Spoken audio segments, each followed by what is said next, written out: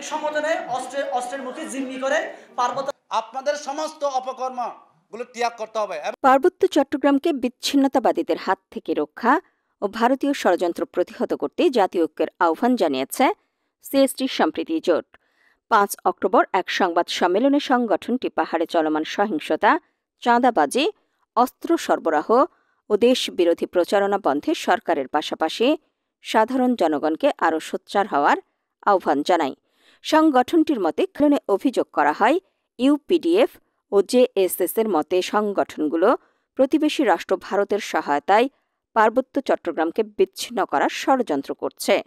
সম্প্রীতি জোট দাবি করে এসব সংগঠন পাহাড়ে অস্ত্র প্রশিক্ষণ, চাঁদাবাজি ও সন্ত্রাসী কর্মকাণ্ডের মাধ্যমে শান্তি শৃঙ্খলা নষ্ট করছে।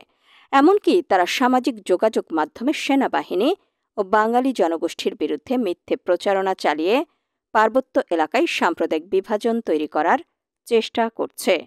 সংগঠনটি আরও জানায়, পাহাড়ে প্রতিনিয়ত চাঁদাবাজি, গুম, হত্যা ও সন্ত্রাসের ঘটনা ঘটছে।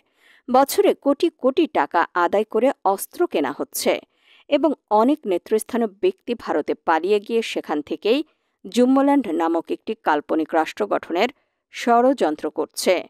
এ সময় তারা কয়েকটি প্রস্তাবনাও তুলে ধরেন। তবে সংগঠনটির মুখ্য সমন্বয়ক পাই-শিখয় মারমা বলেন, বাংলাদেশ একটি অভিন্ন রাষ্ট্র। জাতিগত, ধর্মীয় বা আঞ্চলিক পরিচয়ের ঊর্ধ্বে উঠে জাতীয় ঐক্য সার্বভৌমত্ব রক্ষা করতে হবে।